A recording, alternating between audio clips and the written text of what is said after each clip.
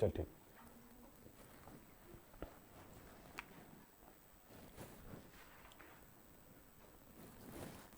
नमस्कार बच्चों, good evening. तो आज की क्लास स्पेशल इसलिए है कि आप जहां पढ़ रहे हैं ना, यहां पर YouTube पर मेरे साथ और भी स्टूडेंट्स जो आसपास के हैं वो सारे आए हुए हैं, यानी वो बच्चे जो यहां पर पढ़ाई करते हैं लोकल स्कूलों में, उन बच्चों को साथ में आपकी क्लास ले रहा हूं। क्यों बच्चों, सही बोल रहे हैं कि नहीं? आई आवाज आप लोगों को?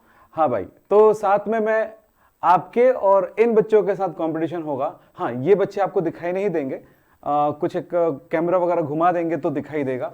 लेकिन ये बहुत जरूरी है कि भाई जो ऑनलाइन में जो बच्चे पढ़ते हैं और जो ऑफलाइन में बच्चे पढ़ते हैं वो दिमाग में ये रखते हैं कि सब अलग अलग हैं। अलग कुछ नहीं भाई साहब, सब बढ़िया है, एक ही है, सब समान है। याद रखें, चाहे ऑनलाइन में पढ़ें चाहे ऑफलाइन में पढ़ें, बस इंफॉर्मेशन जो मिलती है टीचर के द्वारा उन्हें ग्रहण करना है और उसे समझना है। ये देखिए, एक बच्ची आई, हाँ, फिर उसके बाद ये चेयर ले जा रही है अपने अपने जगह बनाने के लिए। तो ऐसा ही है। तो चलिए आगे बढ़ते हैं। प्रूफ भी मिल गया होगा आपको। तो इन बच्चों को इनविटेशन मिला है तो आए हैं, आप भी, आपको इनविटेशन तो रोज है। फिलहाल देखिए क्लास, आज हम पढ़ने वाले हैं रेडॉक्स। ये है 11 में चैप्टर नंबर 8। इसको अपचयोपचय ऐसा कुछ नाम दिया जाता है हिंदी में, है ना? ऐसे ही कुछ नाम है ना, और शायद यही नाम है ये अपचयोपचय, जिसको इंग्लिश में बोलेंगे रेडॉक्स। अच्छा शब्द है रेडॉक्स, हिंदी इंग्लिश दोनों में। तो यहां पर भी कुछ है बातें, इनको भी बताऊंगा हिंदी क्यों ऐसा शब्द है। ऑक्सीकरण संख्याएं और ज्ञात करना भी पढ़ेंगे और रेडॉक्स भी पढ़ेंगे। तो सबसे पहली बात तो यह है कि आपको पढ़ना होगा कि भाई थोड़ा सा इस शब्द को समझ लें, ओपन कर लेते हैं। रेडॉक्स दो शब्दों से बना है। पहला शब्द है रिडक्शन और दूसरा शब्द है ऑक्सीडेशन। तो रेड ऑक्स, रेडॉक्स, इसी कारण से इसको बोलते हैं। दूसरा एक बात आता है कि इसमें हम रिडक्शन को हिंदी में क्या बोलते हैं? अपचयन, और इसको बोलते हैं ऑक्सीडेशन को ऑक्सीकरण। अब ऑक्सीकरण को कहा जाता है उपचयन। क्या बोलते हैं? अपचयन, उपचयन। इसीलिए क्या बोलते हैं? अपचयोपचय, यहां तक का। ठीक है, इसलिए मिल जाती हैं। अब सवाल यह आता है कि ऑक्सीकरण क्या है और अपचयन क्या है। अगर इन शब्दों को लेकर चलें तो बहुत सारे परिभाषाएं बन जाते हैं एक ही बात का। कोई भी चीज है, कोई भी घटना हो रहा है तो हो सकता है दादा अलग बोल रहे हैं, दादी अलग बोल रही है, मामा अलग बोल रहे हैं, पापा अलग बोल रहे हैं, मम्मी अलग बोल रही है, सब अलग अलग तरह से बोल देते हैं एक ही बात को। बात तो एक ही है। तो ऐसे ही यहां पर बात आता है, लेकिन हां, बात एक ही होनी चाहिए, बात अलग नहीं हो जानी चाहिए, है ना? ध्यान रखिएगा। तो दोनों शब्दों को शॉर्ट में हम यहां पर सीखने की कोशिश करें। मैं यहां पर सिंपल सा जवाब देता हूं, इस बात को बस याद रखिएगा। इलेक्ट्रॉन दान करना, यह ऑक्सीकरण है। सिंपल शब्दों के साथ हम पूरी चीजों को याद रखेंगे। क्या याद रखेंगे हम? इलेक्ट्रॉन दान करना। और अपचयन का मतलब होता है इलेक्ट्रॉन ग्रहण करना। वह क्रिया जिसमें इलेक्ट्रॉन दान होता है ऑक्सीकरण कहलाता है, और वह क्रिया जिसमें इलेक्ट्रॉन ग्रहण होती है क्या कहलाएगा? अपचयन कहलाता है। बिल्कुल सिंपल याद रखेंगे। रेडॉक्स दो शब्द है। कोई भी रिएक्शन अगर होगा तो ना सिर्फ ऑक्सीकरण होगा ना सिर्फ अपचयन होगा, होगा तो उस अभिक्रिया में दोनों होगा। जैसे आप मेरे पास आए, मैंने आपको 10 रुपए दिया, ठीक? अब इस जगह पे क्या एक ही काम हुआ है? मेरे द्वारा एक काम हुआ है, सामने वाले के द्वारा भी एक काम हुआ है। मैंने दिया, उसने लिया। आपको तो दोनों काम दिखाई देगा ना। ऐसा तो नहीं हो मैंने दिया, मैंने बोला मैंने 10 रुपए दिया, तो आपके दिमाग में हो सकता है एक ही प्रश्न आएगा, किसको? नहीं मैंने दिया। अब बोले किसको सर? मैंने दिया ना, सिर्फ दिया ना, कोई लिया तो नहीं ना, ऐसा हो ही नहीं सकता है। बोलो हाँ, फेंका अलग शब्द है भाई, फेंकना अलग शब्द है, ठीक है। यानी मैंने इलेक्ट्रॉन फेंक दिया, आप फेंक दिया अलग बात है, लेकिन उसी चीज को बोले कि मतलब दान कर दिया, तो दान कर दिया में क्या, किसी ने किसी को दान किया क्या? तो दो पक्ष हमेशा साथ रहेगा। इसीलिए रेडॉक्स अभिक्रिया कही जाती है कि एक दान करेगा, दूसरा ग्रहण करेगा। जो दान करेगा उस पर दान करना, उस पर ऑक्सीकरण होगा। जो दान करेगा उस पर ऑक्सीकरण, ऑक्सीकरण एक क्रिया है, लेकिन जो ग्रहण करेगा उस पर अपचयन की क्रिया होगी। ये शब्द को ध्यान रखेंगे। हम ऑक्सीकरण की बहुत सारी परिभाषाएं लिखते हैं। एक परिभाषा इसी के साथ देखें, जब कोई तत्व दान करता है तो क्या होता है बताइए? उसकी ऑक्सीकरण संख्या यानी कि आवेश जो है बढ़ता है कि घटता है? जब इलेक्ट्रॉन दान करता है तो क्या होगा? क्या होता है? इलेक्ट्रॉन घटता है, आवेश, ऑक्सीकरण संख्या क्या होगा? सोडियम ने एक इलेक्ट्रॉन दान किया, सोडियम पर क्या होगा? प्लस, प्लस हुआ ना, प्लस मतलब बढ़ना, तो ऑक्सीकरण संख्या का बढ़ना।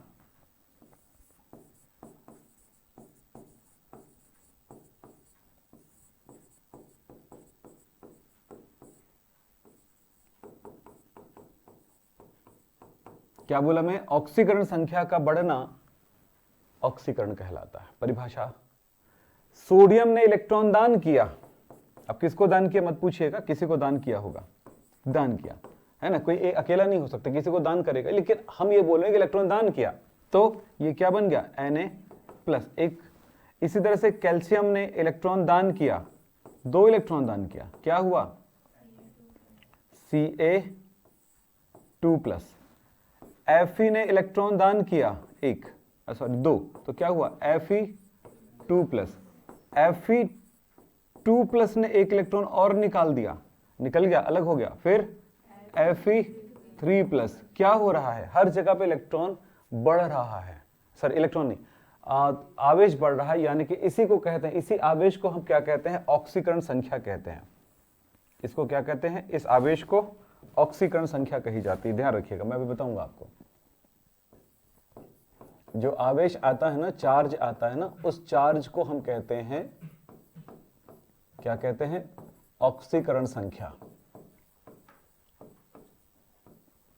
अभी कैलकुलेट करना सिखाऊंगा, फिर आसान हो जाएगा सब कुछ, ऐसे में आसान नहीं होता है। तो ये कुछ बातों को ध्यान रखें। तब परिभाषाएं हमेशा, ऑक्सीकरण और अपचयन की परिभाषा एक दूसरे के जस्ट उल्टा होता है, क्योंकि दोनों घटना अलग है। मैंने कहा ना आपको 10 रुपए दिया, तो आप तो नहीं कह सकते सर को मैंने 10 रुपए दिया। बोल सकते हो क्या?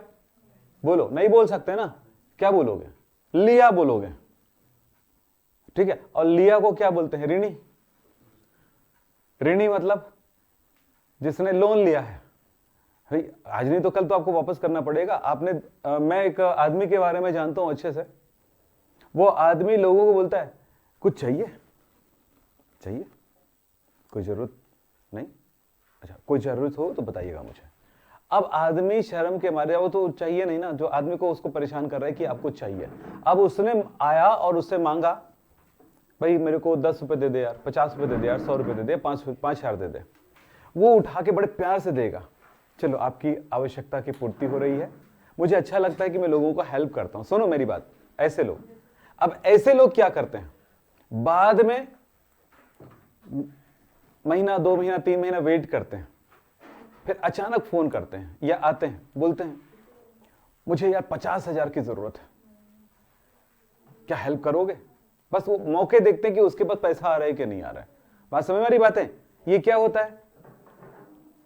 ऐसे लोग खतरनाक होते हैं। तो कभी कोई बोलता है ना बड़े प्यार से कुछ चाहिए, तो कभी मना कर देना, नहीं चाहिए मेरे को। आपकी जिंदगी के लिए बता रहा हूं, फिलहाल आगे की बात कर रहा हूं, समझ रहे हो कि नहीं समझ रहे हो? ये बात ध्यान रखना। अब मैं बोल रहा हूं, उस पर ध्यान देना। क्या बच्चों को, ऑफलाइन वाले बच्चों को बुलाया है यार, मैं मतलब समझ रहे हो, इधर आसपास के बच्चों को बुलाया, तो ये बच्चे ऐसे ही पूरे कब जब नहीं तब आ रहे हैं। ये क्या है? वैसे जैसे यूट्यूब में आप लोग खोलते हो नहीं, चालू हुआ क्लास नहीं उस टाइम नहीं खोलते, जब चालू हो जाती है उसके बाद खोलते हो। ये इसी मत क्या करो, है ना। चलिए साहब, फिलहाल मैं आपको क्या बताया, यहां पर ध्यान देना। देखो बेटा, ऑक्सीकरण संख्या किसको बोलते हैं? उसके आवेश को बोलते हैं, चाहे वो नेगेटिव हो, पॉजिटिव हो या शून्य हो, ठीक है। तो यहां पर सोडियम पर कोई ऑक्सीडेशन नंबर नहीं है क्योंकि वो शून्य है, कोई चार्ज नहीं है। लेकिन Na+ पर एक ऑक्सीडेशन नंबर कितना है? Na+ का ऑक्सीजन संख्या +1। कैल्शियम का 0, कैल्शियम आयन का जिसमें प्लस या माइनस लिखा हो तो उसको आयन कहते हैं। 0 + 2। क्लियर हो रही कि नहीं हो रही है? चलिए साहब आगे बढ़ते हैं। अब ऑक्सीकरण की क्रिया के बाद उल्टा काम है अपचयन। अपचयन को हम क्या बोलेंगे? इसके उल्टा में ऑक्सीकरण संख्या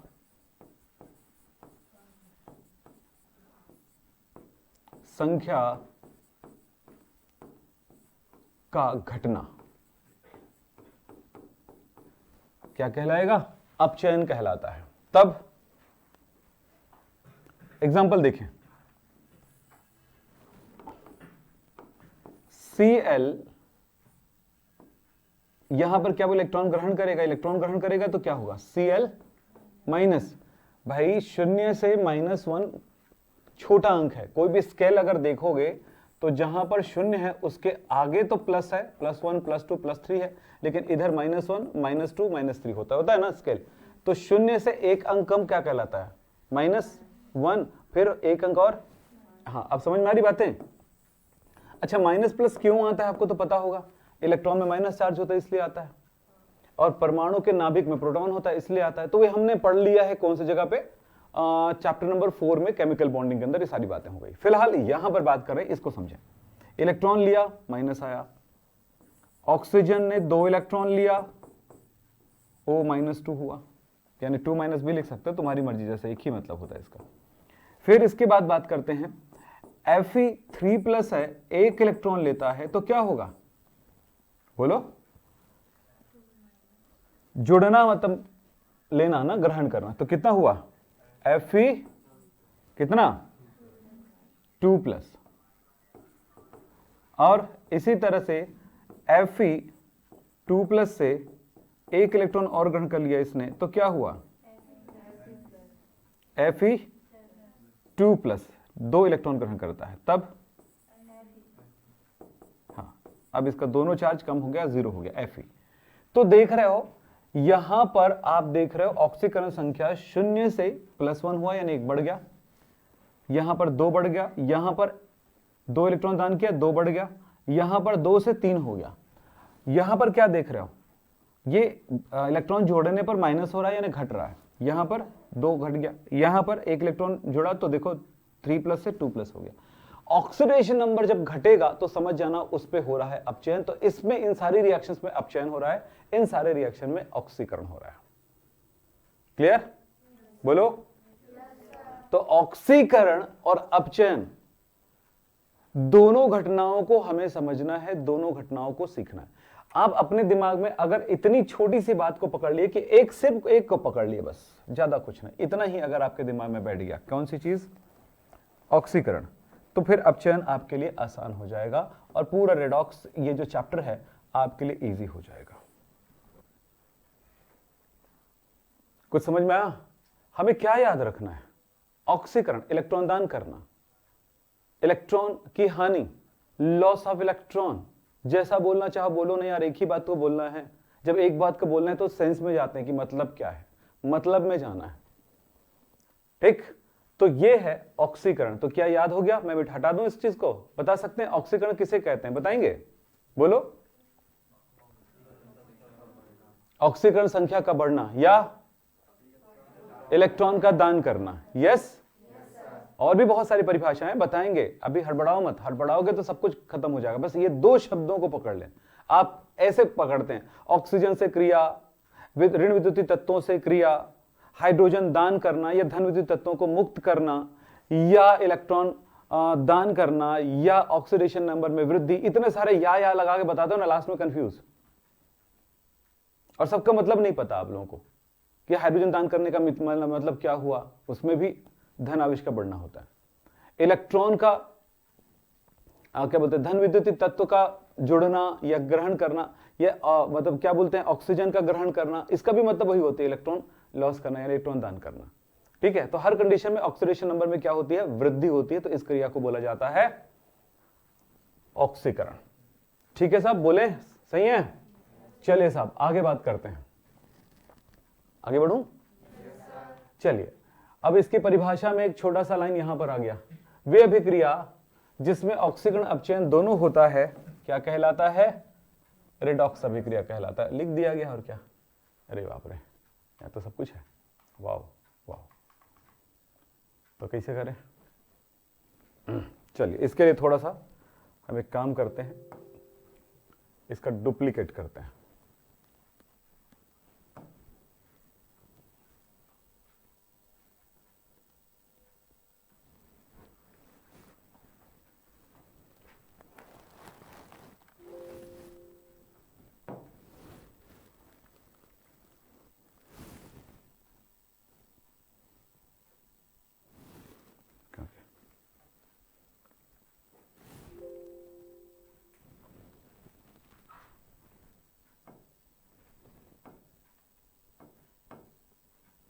चलो यहीं पे है, एक में मिटा देते हैं इसको, ऊपर वाले में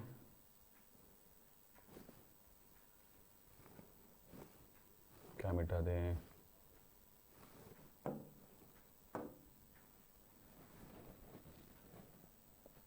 ये लीजिए, फिर इनको देख लेते हैं।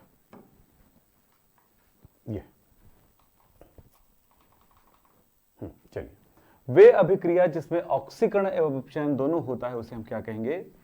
रेडॉक्स अभिक्रिया कहेंगे, जो हमने पढ़ाया। फिर दूसरी बात है, रासायनिक अभिक्रिया में इलेक्ट्रॉन स्थानांतरण अभिक्रियाओं को ऑक्सीकरण क्या ऑक्सी अपचयन अभिक्रिया कहते हैं, या अपचयोपचय अभिक्रिया कहते हैं, या रेडॉक्स। इलेक्ट्रॉन स्थानांतरण प्रक्रिया मतलब एक इलेक्ट्रॉन दान कर ग्रहण कर रहा है, तो जो दान कर रहा है उस पर क्या हो रहा है? ऑक्सीकरण हो रहा है। जो ग्रहण कर रहा है उस पर क्या हो रहा है? अपचयन हो रहा है। यही पढ़े थे ना हम लोग। तो इसलिए अलग अलग तरह से परिभाषाओं को कही गई है, देख लीजिए आप। फिर यहां पर बोला कि ऑक्सीकरण का मतलब क्या होता है? ऑक्सीजन से क्रिया या इलेक्ट्रॉन दान करना या ऑक्सीकरण संख्या बढ़ना। आप सिर्फ इस बात को याद रखें तो आपके लिए काफी आसान होगा। अपचयन का मतलब होता है हाइड्रोजन से क्रिया या इलेक्ट्रॉन ग्रहण करना। सारी बात हो गई हमारी।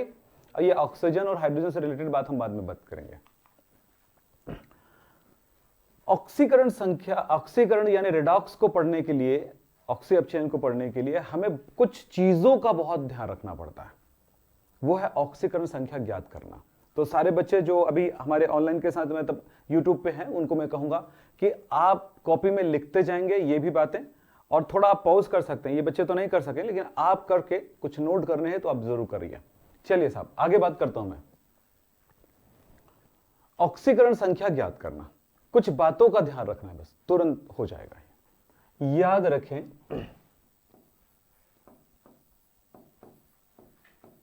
कुछ छोटी छोटी बातें। प्रथम ए समूह का जो भी तत्व होगा उसकी ऑक्सीकरण संख्या +1 होगा। प्रथम ए समूह में कौन कौन से तत्व आते हैं? Hydrogen, lithium, sodium, potassium, rubidium, caesium, francium, ये सब आते हैं। ठीक है। द्वितीय ए वर्ग के जो तत्व होंगे उसकी ऑक्सीडेशन नंबर +2 होगा। कौन आएगा इसमें? बेरिलियम, मैग्नीशियम, कैल्शियम, बोलो, स्ट्रांशियम। ठीक है, हाँ ये सब आते हैं। हमने लास्ट एलिमेंट इसलिए छोड़ दिया था कि हम जो भी रेडियो एक्टिव तत्व होगा उसका अध्ययन हम अपने विज्ञान के अंदर यहां पे नहीं करते हैं। एक्चुअली फ्रांशियम वर्ग का सबसे लास्ट तत्व रेडियो एक्टिव होता है। रेडियो एक्टिव के बारे में बात कर चुके हैं हम, ये सब बात यहां नहीं करना। ठीक है, अब जो देखेंगे इसी तरह से थर्ड ए में +3, एल्यूमिनियम की +3 होगा। आपको याद रखना है ये चीज है, याद रखिएगा। 6th ए वर्ग का तत्व जैसे हमारे पास है ऑक्सीजन, ऑक्सीजन की इलेक्ट्रॉनिक ऑक्सीडेशन नंबर -2। 7A में इसके ऑक्सीडेशन नंबर -1, जैसे फ्लोरीन, क्लोरीन, ब्रोमीन, आयोडीन। ठीक है, ये सब ऑक्सीडेशन नंबर कितना होता है, लेकिन कैलकुलेशन के बेस पर हम बता पाएंगे, एकदम फिक्स कई बार नहीं हो सकता है, तो ये देखेंगे। चलो कुछ बातों को समझिएगा, यहां पे मैं जो पूछते जाऊंगा बताते जाऊंगा। ठीक थोड़ा समझेंगे। ऑक्सीकरण संख्या निकालने के लिए आपको लग रहा होगा भारी भरकम कुछ है, कुछ नहीं यार। आप प्रथम वर्ग के तत्व, भाई आवर्त सारणी तो याद किए हो ना। जब आवर्त सारणी याद किए हो तो किस वर्ग में कौन सा तत्व, पहले वर्ग के ऑक्सीडेशन नंबर +1 सब पहले से पढ़ चुके हो, 1 इलेक्ट्रॉन दान करता है। दूसरे वर्ग का तत्व 2 इलेक्ट्रॉन दान करता है, ठीक है। तीसरे वर्ग का तत्व 3 इलेक्ट्रॉन दान करता है। तो इनके ऑक्सीडेशन नंबर 1 +1 +2 +3 हो गया। फिर उसके बीच का छोड़ दीजिए, हमने सीधा पहुंचते हैं हम लोग छठवें वर्ग में ऑक्सीजन को लेकर के। ऑक्सीजन की ऑक्सीडेशन नंबर -2 याद रखिएगा, ठीक है, सिर्फ ऑक्सीजन में काम चल जाएगा। फिर इसके बाद उनके बाद वाला तत्व होते हैं halogen, fluorine, chlorine, bromine, iodine, उसका होता है -1। ओके, अब देखो चलो कैसे करेंगे देखें। अगर आपको ऑक्सीकरण संख्या आ गया ना निकालने, तब ये सारी चीजें समझ में भी आएगा और अच्छे से कर पाएंगे। चलो देखें,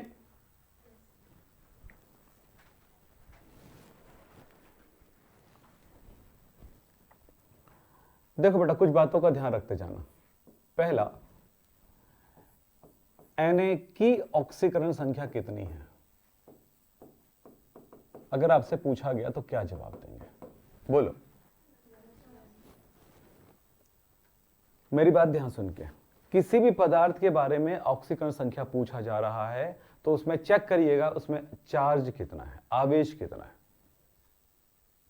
किसी भी पदार्थ के बारे में जब पूछा जा रहा है तो देखिएगा उसमें चार्ज कितना है, कितना आवेश है इसमें। बोलो कितना? कोई आवेश नहीं है, तो इसकी ऑक्सीकरण संख्या 0 है। अभी देखते जाइएगा। तो सर आप तो यहां पर +1 बताए हो, यहां पर 0 बोल रहे हो। मैंने कुछ कहा अभी, कुछ बताया अभी? क्या बताया? जिसकी जिसमें कोई आवेश नहीं उसकी ऑक्सीकरण संख्या 0 होता है। अभी देखते जाना। दूसरा, Cl की ऑक्सीकरण संख्या कितनी है? बोलो, ये भी 0 है। Na+ की ऑक्सीकरण संख्या कितनी है? बोलो, +1। समझ में आ रहा है? जो दिख रहा है जैसे से बताते जाऊंगा, एक एक करके सिखाते जाऊंगा, फिर बहुत हाई लेवल का ऑक्सीकरण संख्या कर पाएंगे, ठीक है। हाई लेवल का तो भी आता है, समझेंगे। फिर अगली बात करते हैं, Cl- की ऑक्सीकरण संख्या कितनी है? बोलो, -1।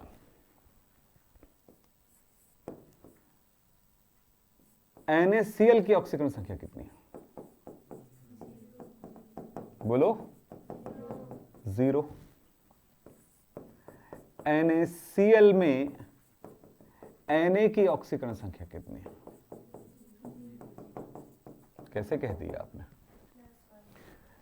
NaCl में मैंने पूछा, Na की पूछा है मैंने। जब ये किसी के अंदर रहेगा, किसी अणु में, तब जो ऑक्सीकरण संख्या पूछा जाएगा तो इनमें जो लिस्ट में है वो लिखोगे। कितना है?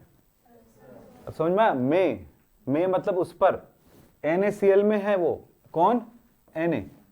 ये NaCl में है, तो इस Na की कितनी है? मैंने Na की नहीं पूछा है, ये वाला Na की नहीं पूछा, मैंने ये वाला Na की पूछा है।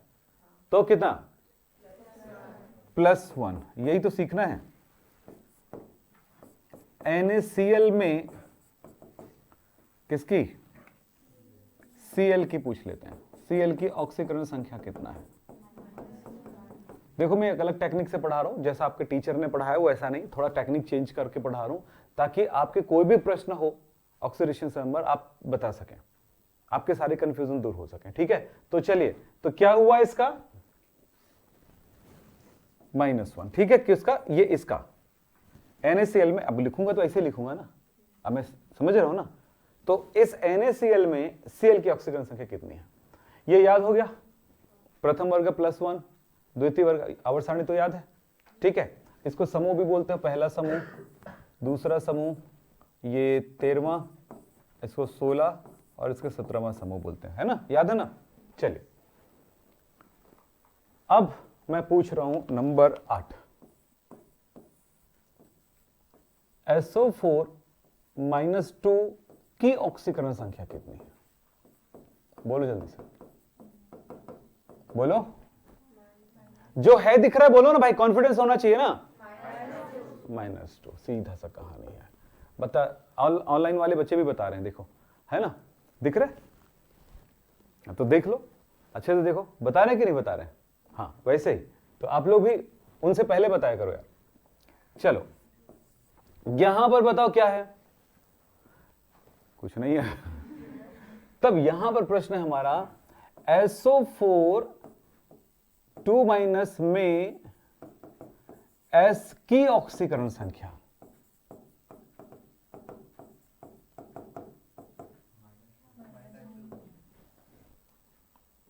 और 10वां है SO4 2- में O की ऑक्सीकरण संख्या।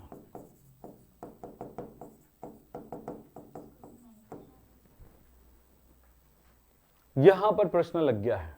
अब आप बोल रहे हैं कि सर इसका भी -2 होगा S का, है ना, और यहां पर किसका पूछा है, एक ऑक्सीजन की ऑक्सीडेशन नंबर क्या है, सीखना होगा। यहीं पे कैलकुलेशन की बात आती है।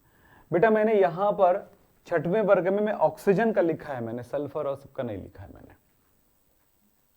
तो याद रखो इसमें आपको सल्फर की ऑक्सीकरण संख्या नहीं पता है, आपको कैलकुलेट करना पड़ेगा।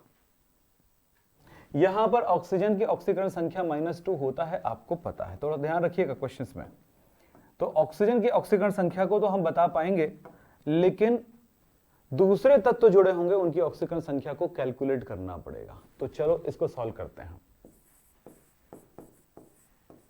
सॉल्व 9 नंबर क्या, तो इसमें ध्यान रखिएगा कैसे सॉल्व करेंगे इसको समझेंगे। पहली बात है SO4 2- S और O, तीन चीजों की ऑक्सीकरण संख्या हमें पता होनी चाहिए, हम जानते हैं। कुछ एग्जांपल करूंगा इसके बाद। पहला एग्जांपल भले कंफ्यूजिंग रहता है, लेकिन दूसरे से तीसरे तक पहुंचते पहुंचते पूरा आसान हो जाएगा। समझे, जानते हैं, क्या जानते हैं भाई, SO4 का हमने किसका निकालना है ऑक्सीडेशन नंबर, S का।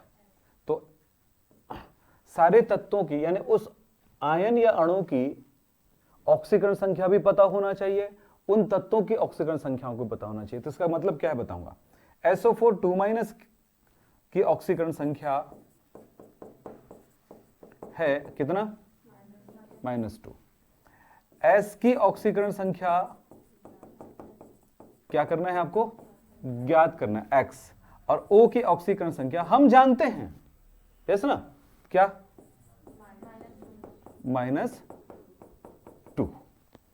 अब यहां पर यह समझ लो कि SO4 2- की ऑक्सीकरण संख्या -2 क्यों है, क्योंकि सल्फर की ऑक्सीकरण संख्या और 4 ऑक्सीजन की ऑक्सीकरण संख्याओं का योगफल -2 है। तब क्या करेंगे, मान रखने पर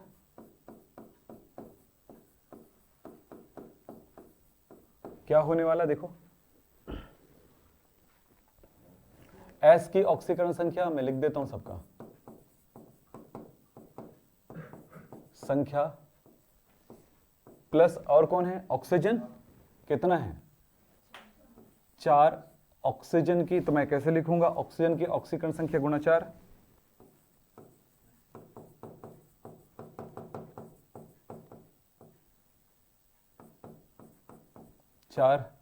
फिर हो गया दोनों का बराबर कितना, -2।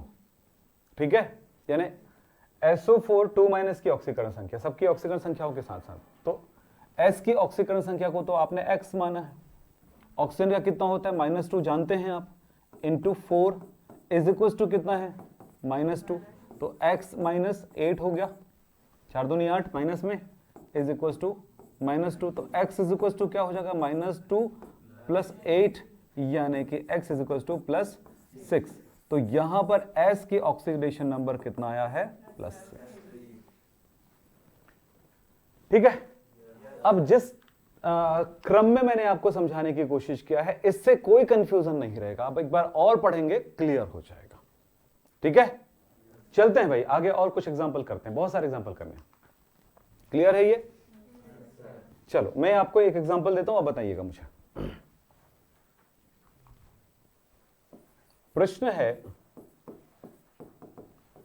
KMnO4 में, यही तो एग्जाम में आता है, Mn की ऑक्सीकरण संख्या ज्ञात कीजिए।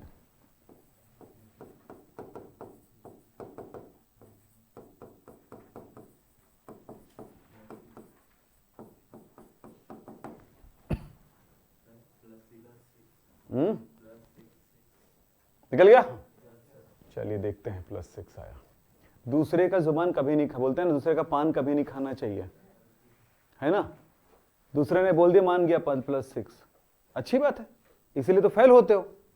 देखो बेटा, यहां पे बच्चे बैठे हैं ना, तुरंत बता दिया +6 है।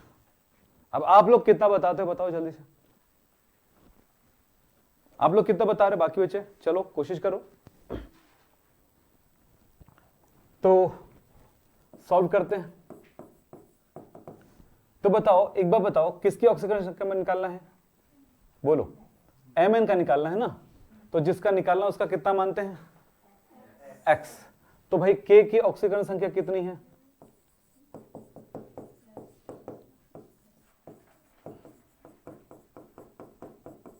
कितना?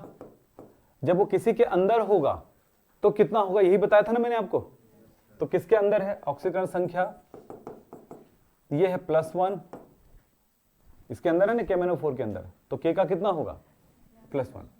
Mn की ऑक्सीकरण संख्या X, O की ऑक्सीकरण संख्या -2, और KMnO4 की ऑक्सीकरण संख्या कितनी है? 0, कोई चार्ज नहीं है, यानी सबका योगफल 0 होगा। तो मान रखो, तो कितना होगा? +1 + x + -2 × 4 = 0। तो कितना हुआ? 1 + x - 8 = 0। तो x - 7 = 0। तो x = +7। बोलो, समझ में आई? अब तुम रट्टा मार के गए हो भाई साहब कि +6 आएगा, तो फिर काम नहीं चलेगा, है ना। अच्छा, पोटेशियम का +2 लिखे थे आपने, बहुत अच्छी बात। तो ऑक्सीजन का कितना लिखोगे? हाँ, चलो अगला प्रश्न हमारे पास है, K2Cr2O7 में Cr की ऑक्सीकरण संख्या ज्ञात कीजिए।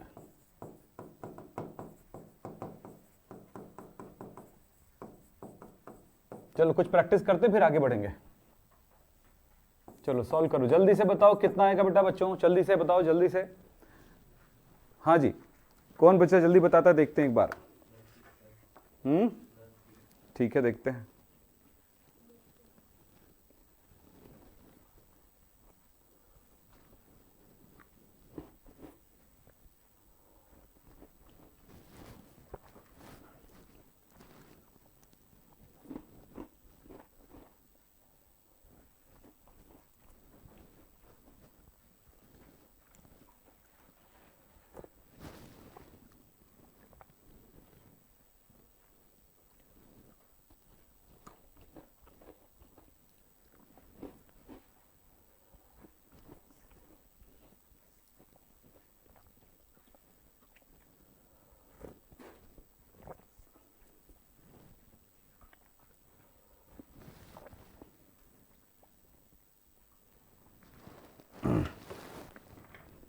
क्यों हुआ, कैसे बताओ जल्दी से। हाँ, कितना है बेटा बोलो।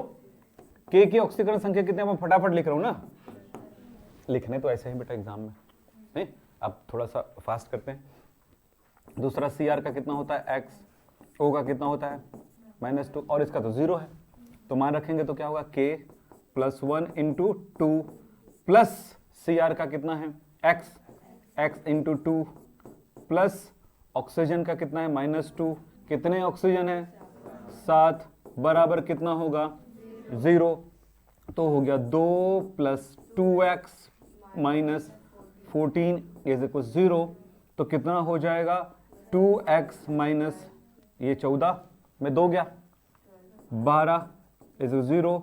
तो x = कितना हो जाएगा? अच्छा, 2x = +12, यानी कि x = 12/2, यानी कि +6। ये प्लस ही रहता है, कहीं नहीं जाएगा वो। तो इस तरह से सॉरी किसका है? Cr की ऑक्सीडेशन नंबर यहां पर +6 मिल रहा है। आसान हो गया, ये कर लिया मतलब अब सब कुछ आ जाएगा। और भी देखें, चलिए। CO2 में सी का, मैं अंडरलाइन कर रहा हूं ना, उसका उसका निकालना है सबका, फटाफट बताना है आप लोग। H2O2 में O का, ठीक है, CH4 में C का। चलो फटाफट करो जल्दी से।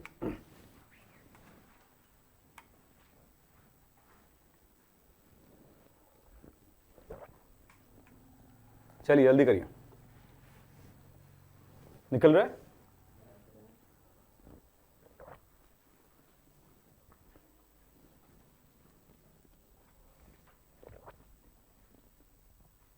सबका बताओ एक साथ, फिर एक एक करके मैं।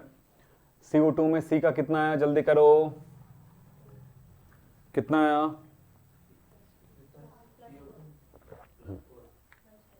ठीक, नेक्स्ट। H2O2 में O का,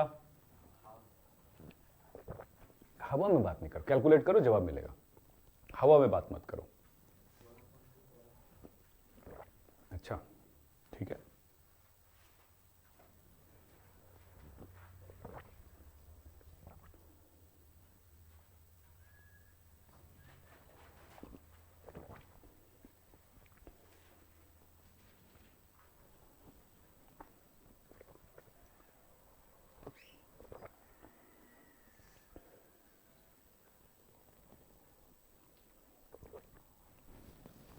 चलो चलो चलो जल्दी, हो गया।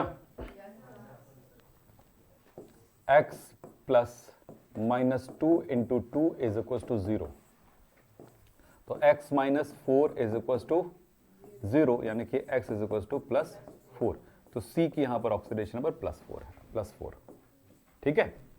बोलो इसमें क्या होगा, H का कितना, प्लस 1, किसका निकालना है, O का निकालना है ना, तो O का निकालना प्लस 1 इंटू 2, प्लस ऑक्सीजन का निकालना है कितना, ऑक्सीजन को जिसका निकालना है उसको क्या मानेंगे, x into 2 is equal to 0, तो 2 plus 2x is equal to 0, तो 2x is equal to minus 2, पक्षांतर हो गया, तो x इज इक्वल टू क्या होगा, माइनस 2/2, यानी कि माइनस। मैथ्स वाले कि बायोलॉजी वाले हो? हाँ गधे होते हैं। चल, क्यों गधे होते हैं पता है, काम करते नहीं ना, अपने आप को ये समझते, दिन रात उसी में लगे, बोलते हैं कि मैथ्स अलग है, केमिस्ट्री अलग है, फिजिक्स अलग है। मेरे से पूछना आके कभी, है ना, मेरे साथ एक दिन रह जाओ, तो कभी मैं बायोलॉजी पे काम कर रहा होता हूं, कभी मैथ्स पे काम कर रहा होता हूं, कभी केमिस्ट्री पे काम कर रहा होता हूं, कभी फिजिक्स पे काम कर रहा होता हूं। फिजिक्स बिना मैथ्स का नहीं हो सकता है, केमिस्ट्री भी बिना मैथ्स का नहीं हो सकता। इसलिए केमिस्ट्री का मैथ्स जब जाएंगे तो इतना हायर हो जाता है, इसलिए तुम्हारा सिंपल पार्ट ही पढ़ाने का पार्ट है, ठीक है। अभी आपने इक्विलिब्रियम पढ़ा है, उसमें बहुत मैथ्स है, बाहर बाहर के, जितने दिन अभी उसको पढ़ने में लगाया हो ना इक्विलिब्रियम को, उसके मैथ्स में जाओगे तो इतना हायर है, कठिन कुछ नहीं है। काम कर, मैथ्स कौन सा कठिन है, अब काम करते करते आसान हो जाता है।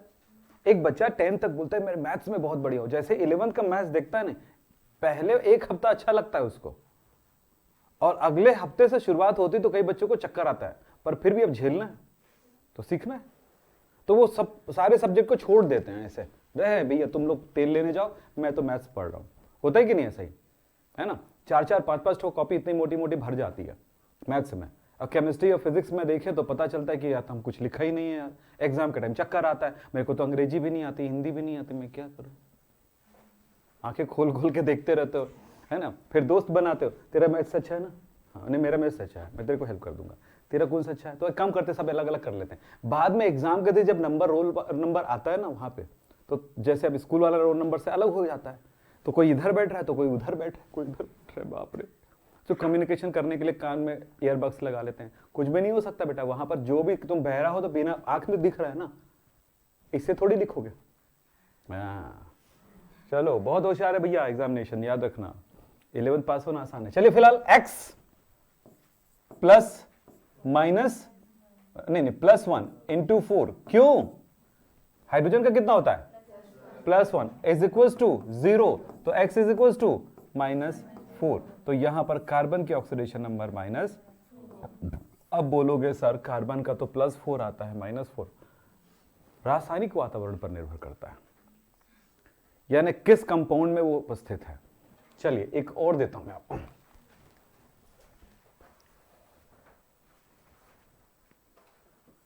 चलो इसी में बता दो, Cr2O4, नहीं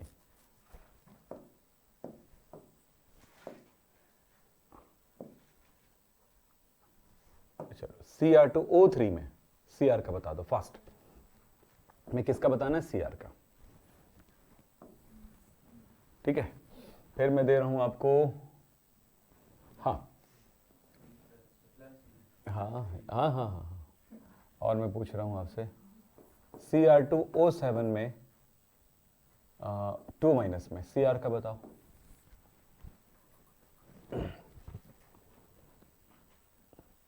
Cl2 में Cl का ऑक्सीकरण संख्या बताना है। ये ले, चलो बताओ जल्दी से, जल्दी। Cr का x 2x minus 6 is equal to 0। क्यों 6 आया, बोलो क्यों 6 आया? हाँ जी, किसका? प्लस -2 इंटू 3 है ना, -2 इंटू 3 इज इक्वल टू 0। क्या होगा? 2x minus 6 is equal to 0, तो कितना होगा? 2x इज इक्वल टू +6, तो x इज इक्वल टू +6/2 यानी कि +3। इसमें कितना आएगा? 2x minus 14 minus 2। डायरेक्ट करो ना, आप सब समझ में तो आ गया है ना, तो समझते जाइए। तो कितना हो जाएगा आप बोलो? 2x है ना इज इक्वल टू 12, पक्षांतर हुआ 2 घट गया, तो x इज इक्वल टू कितना हुआ? +6। क्लियर? Cr के ऑक्सीडेशन में +6। इसमें बताओ Cl का। नहीं बना? -1। अच्छा, कभी भी किसी अणु में समान परमाणु जुड़े होंगे तो उसकी ऑक्सीकरण संख्या 0 होगी। ठीक है, तो इसमें Cl की ऑक्सीडेशन नंबर कितना होगा? 0। मैं आपको दूसरी तरह से प्रूव करके दिखाता हूं। आपको Cl का ऑक्सीडेशन नंबर कितना बोला, पूछा है, तो Cl की ऑक्सीडेशन नंबर को आपने माना x, तो ये होगा 2x इज इक्वल टू 0, तो x इज इक्वल टू कितना हो जाएगा? 0/2, यानी कि कैलकुलेट भी कर सकते हो, बोलो। तो क्या बोला मैंने? समान परमाणु वाले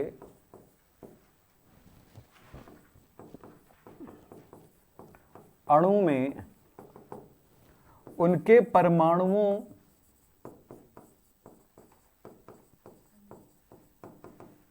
की ऑक्सीकरण संख्या 0 होता है। ठीक, चलिए अब कुछ करते हैं। अच्छा, ये यहां पर भी देख सकते हो आप, P4 में P की ऑक्सीकरण संख्या कितनी होगी? बोलो 0। यहां पर भी 0 होगी, ऑक्सीकरण संख्या 0 होगा। क्यों? क्योंकि यहां पे वही बात बोला है ना मैंने, समान। S8 में S का 0। क्लियर? तो मैंने सारे पक्ष को पकड़ लिए हैं ऑक्सीडेशन नंबर निकालने के लिए। अब आपको जब 12th में जाओगे, 11th में एक बता देता हूं, 11th में इस चैप्टर में काम आएगा और बहुत सारे चैप्टर में थोड़ा थोड़ा काम आते जाएगा, यानी कि जितने इनऑर्गेनिक केमिस्ट्री पढ़ोगे उसमें काम आएगा और ऑर्गेनिक केमिस्ट्री में काम आएगा, ऑक्सीडेशन नंबर की जरूरत पड़ेगी। और इस चैप्टर में तो पढ़ना ही पढ़ना है, ठीक है। लेकिन 12th में आपको एक बार और ऑक्सीडेशन नंबर कैलकुलेट करने की जरूरत पड़ने वाली है। जैसे ऐसा प्रश्न रहेगा, जैसे यहां पर देखिए, K4 FeCN6 में Fe की ऑक्सीकरण संख्या ज्ञात कीजिए। ठीक है, तब यहां पर कहां फंस रहे हो? यहां तो ठीक है, इसका कितना मान है? +1, बोलो, इंटू 4 होता ही है, प्लस Fe का कितना हुआ? x, प्लस Cn का कितना होता है? तो आपने पढ़ा है Cn माइनस होता है, यानी KCn पढ़े हो कि नहीं पढ़े हो? तो KCn से निकाल लो ना भाई, Cn का निकाल लो, तो K का होता है +1 plus x is equal to 0, तो x इज इक्वल टू कितना होगा? -1, तो Cn का निकल गया -1। समझ में आ रही बातें? तो कहां से निकालना है आप उसको ढूंढिए।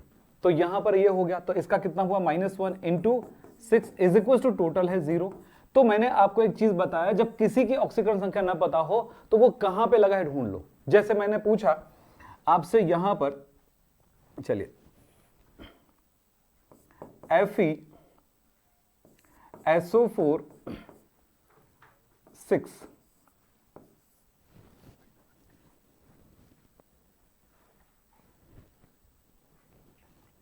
K3, तो यहां पर कौन आएगा? SO4 आ गया।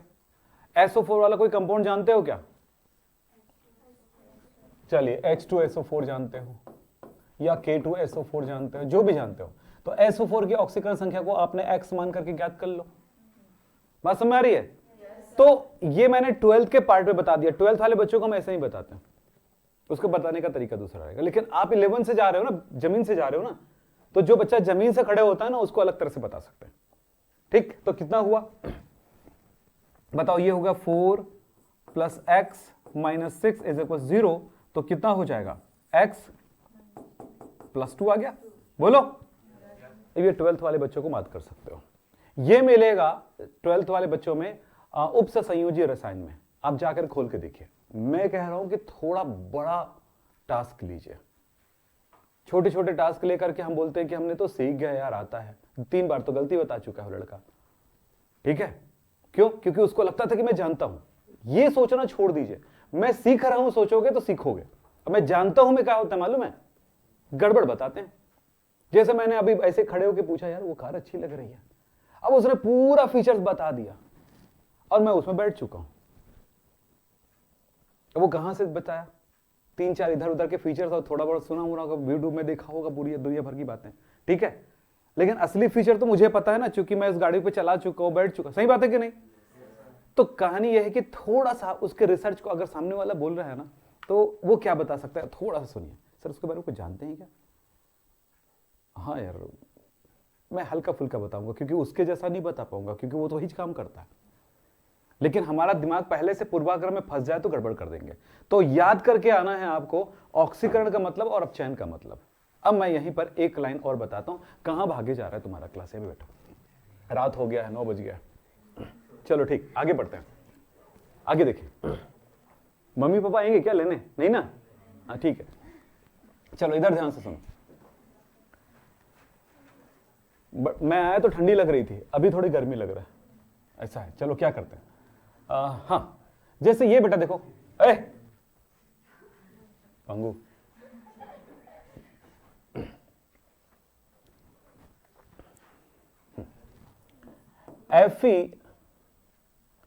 FeCl3 plus SnCl2, FeCl2 plus SnCl4। इस अभिक्रिया में पूछा जाएगा किस पर ऑक्सीकरण हो रहा है, किस पर अपचयन हो रहा है, कौन ऑक्सीकारक है, कौन अपचायक है। तब क्या करेंगे? सबसे पहला काम है कि इन तत्वों की ऑक्सीकरण संख्या पता लगाइए। सब में Cl है, Cl की ऑक्सीकरण संख्या फिक्स है, बोलो। तो यहां पर Fe की ऑक्सीकरण संख्या पता लगाओ, कितना आएगा? अरे -1 होता है, -3 मतलब इसका +3, जस्ट उल्टा। कितना? +3। इसका कितना होगा? कितना होगा? +2। और इसका कितना होगा? +2। इसका कितना होगा? Sn+4। सीधा हो गया। अब ये देखो, इसकी ऑक्सीकरण संख्या बढ़ रहा है, मतलब वो ऑक्सीकरण। किसका ऑक्सीकरण हो रहा है? Sn का, सीधा मतलब SnCl2 का ऑक्सीकरण हो रहा है। दूसरा Fe का 3 से 2 हुआ, कम हुआ, मतलब क्या हुआ? अपचयन। ये छोटी छोटी चीजों को जानना है। जिसका ऑक्सीकरण होता है बेटा, वो पदार्थ अपचायक है, ये अपचायक है। कॉपी में नोट कर लेना। जिसका अपचयन होता है बेटा, वो पदार्थ ऑक्सीकारक है। जरा समझोगे इन बातों को और आप थोड़ा ध्यान सुनिएगा। इस पर क्या हो रहा है? ऑक्सीकरण, ये अपचायक है, ये अपचायक है ना, इसका ऑक्सीकरण हो रहा है, कौन कर रहा है, ये कर रहा है। ऑक्सीकारक अपचायक का ऑक्सीकरण करता है तो अपचायक ऑक्सीकृत होने लगती है।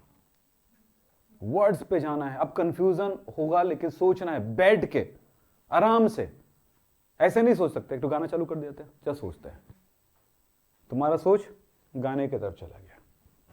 ठीक है, तो बस बेटा आज की क्लास यहीं पे समाप्त करेंगे, काफी रात हो गया है तो इन बच्चों को जाना भी है, तो आज की क्लास यहीं पे समाप्त करते हैं। नमस्कार, धन्यवाद, थैंक यू।